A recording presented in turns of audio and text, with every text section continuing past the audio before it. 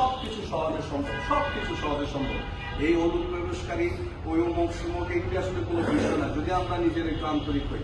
আমরা অল্পতেই উত্তেজিত হয়ে যাই, খুব অল্পতেই আমাদের সহকর্মী নেতৃবৃন্দের একটু কথা আমরা সহ্য করতে হয় না, এটা দেখা যায়। কিন্তু এই অল্পতে যদি এই সহনশীলতা যদি আমরা নিজেদের মধ্যে তৈরি করতে পারি, একে অপরের প্রতি শ্রদ্ধা সম্মান দেখাতে পারি, তাহলে মনে হয় যে কোনো সমস্যা হবে না। আমাদের যে স্বপ্ন যে নারায়ণগঞ্জ জেলা বিএনপি অন্যান্য জেলার জন্য অনুকরণীয় দৃষ্টান্ত হবে, সেটা করা সম্ভব। আমার অন্তত মনে হয় এটা সম্ভব। শুধু আন্তরিকতাটা প্রয়োজন এবং যথার্থ সম্মান প্রয়োজন। যার যে স্থানে যে সম্মানিত, তাকে সম্মানটা করতে যাতে আমরা কৃপণতা বোধ না করি, তাহলে সব ধরনের সমস্যার সমাধান করা সম্ভব।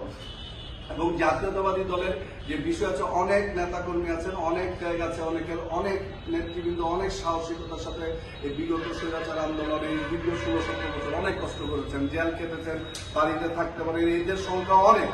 তারপরে আমরা যারা এখানে আছি, আমরা অ্যাটলিস্ট বলতে পারি যে আমরা অনেক ভাগ্যবান যে আমরা তার উপরে মূল্যায়িত হয়েছি।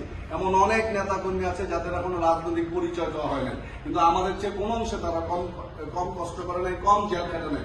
এই জেল খাটার মধ্যে আমি দীর্ঘ এই 16-17 বছর আন্দোলনের মধ্যে আমি 10 বার জেল খেটেছি।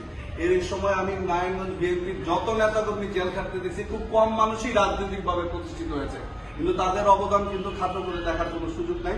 তাদেরকে যাতে মূল্যায়িত করা যায়, সেই ধরনের একটা প্রসেস আমাদেরকে বের করতে হবে।